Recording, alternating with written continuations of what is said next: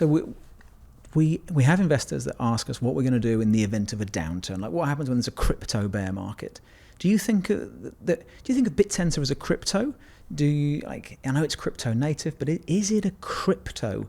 And is it going to be on that kind of 4-year crypto bull bear market? What's going to happen to it? I personally don't think it will. And this opinion I don't think is shared by many at the moment. But I think DTAO, so dynamic TAO, as in what the subnets do, will be relatively insulated from the real world. And we've seen already that subnets are doing their own thing, regardless what Trump or Putin are doing. It doesn't matter. And ultimately, the price of a subnet token is dictated by the liquidity pool, the amount, as in, are people buying it, yes or no? If people are buying that subnet token, price goes up, vice versa. And as we've already said, that these subnets are providing the world's best at blah, or the world's cheapest, or the world's blah, blah, blah.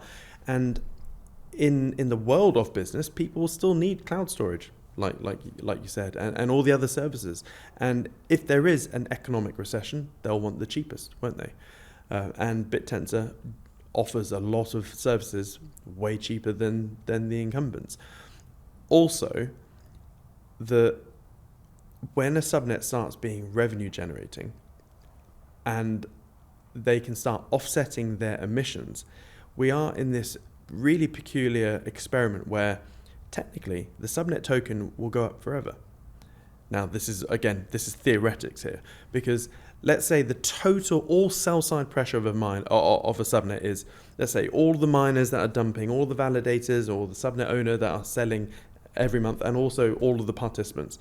Let's just say every month that's $5 million worth of total sell side. Well, if a subnet is making, let's say, $10, $20 million a month, all they need to do is just go, right, we've got 5 million sell side, we'll just do 5 million a month of buy, and then we'll pocket the 15 million to grow the business faster. And then obviously as it grows bigger, the sell side may get bigger, but they'll just match it. In that scenario, the subnet token price will and can only go up. And there are some subnets that really want to give this experiment a go. And I spend 90% of my time trying to think why I'm wrong. Why is TAO going to shit the bed, or both? Shit the pants in the bed. Honestly, your analogies. and I can't see why this theoretical experiment won't work.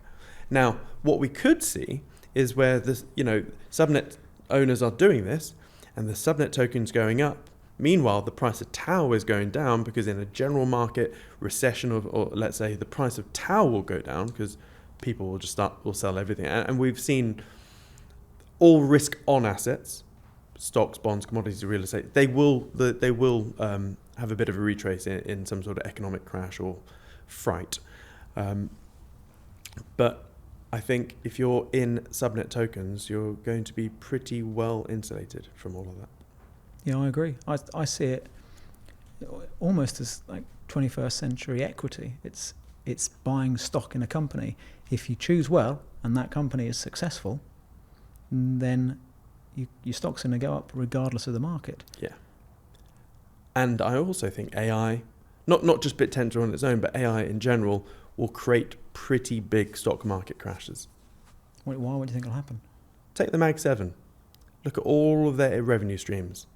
All of those revenue streams are easily disintermediated by AI. Take Netflix, okay?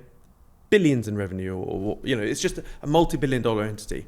When text to video, or text to action, full stop, just gets better, there's no reason there won't be an open source Netflix equivalent that will make things as good as Netflix but cheaper. Like, their whole business model is completely screwed when you have generative video, which is tailor-made to the user, like we mentioned earlier. Or just think of any other business. AI will make things faster, cheaper, and if it's open source, that income is going to be... Every business that I see right now is just a modern-day Blockbuster. It's not if, it's when they will be killed. And even with like manual labor type, very physical type industries, like I think Tesla will be okay. But let's say you have a human-intensive or factory-intensive business model. That too will be screwed over, because let's say you have a factory that makes these microphones, okay? Somewhere in China, there's 1,000 humans just making this microphone somewhere. Well, what if you have a factory, again in China probably, where instead of 1,000 humans playing around with the mic, you have 500 robots working 18 hours a day, and it costs probably $5 a day just to charge the robots. All of a sudden, the cost to make this new widget is dramatically lower. So they'll then flood the market with equally good mics, but way cheaper. And then that'll start an arms race. Every other factory will start laying off humans, left, right, and center. So whether it's bipedal robots and autonomous AI agents is hugely deflationary. So we will have a bit of a tumultuous time where we have asset prices for everything just crashing. Productivity is going through the roof, even though asset prices are crashing.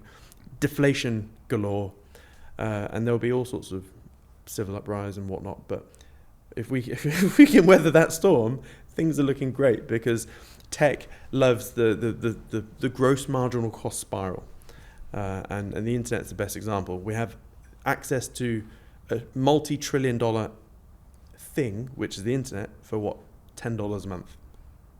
That is gross marginal cost at its best.